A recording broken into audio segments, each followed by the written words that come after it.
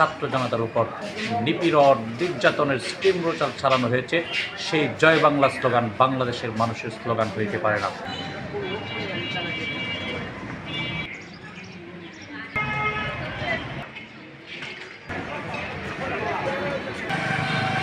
প্রিয় দেশবাসী, আপনারা লক্ষ্য করছেন যে বিভিন্ন জায়গায় বিভিন্ন দেয়ালে আমরা যে দেয়ালগুলিতে এই বিপ্লবের পরবর্তী সময়ে বিপ্লবী বিদ্রোহী এবং মানুষকে জাগিয়ে তোলা সৎ আদর্শের দিকে টেনে আনার জন্য আমরা দেয়ালিকা করেছিলাম। কিন্তু আমরা ইতিমধ্যেই লক্ষ্য করেছি বিভিন্ন জায়গায় দেয়ালে জয় বাংলা স্লোগান লিখে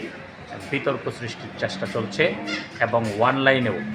আওয়ামী লীগ, ছাত্রলীগ, যুবলীগ, নিষিদ্ধ সংগঠন ছাত্রলীগ বিভিন্ন জায়গায়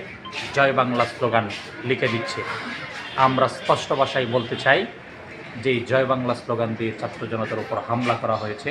যে জয় বাংলা স্লোগান দিয়ে ছাত্র জনতার উপর গুলি বর্ষণ করা হয়েছে, যে জয় বাংলা স্লোগান দিয়ে ছাত্র জনতাকে কুপিয়ে হত্যা করা হয়েছে, ছাত্র জনতাকে গুলি করে হত্যা করা হয়েছে, ছাত্র জনতার উপর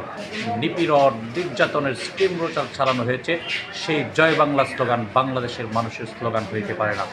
যারা এই জয় বাংলা স্লোগান দিয়ে আবারও দেশকে অস্থিতিশীল করার চেষ্টা করবে, সেই সমস্ত ছাত্রলীগ, যুবলীগের সন্ত্রাসীদেরকে বৈষম্য বিরোধী ছাত্র আন্দোলন সর্বাত্মকভাবে প্রতিহত করবে। আপনারা জেনেছেন এবং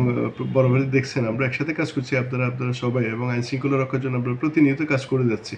আমাদের আইন শৃঙ্খলা সবসময় ভালো আছে এবং আমরা প্রতিটা জায়গায় আমাদের 13 থানাতে সবাই কাজ করে যাচ্ছে এবং আমরা যে কোনোভাবে আইন শৃঙ্খলা সমুন্নত রাখা,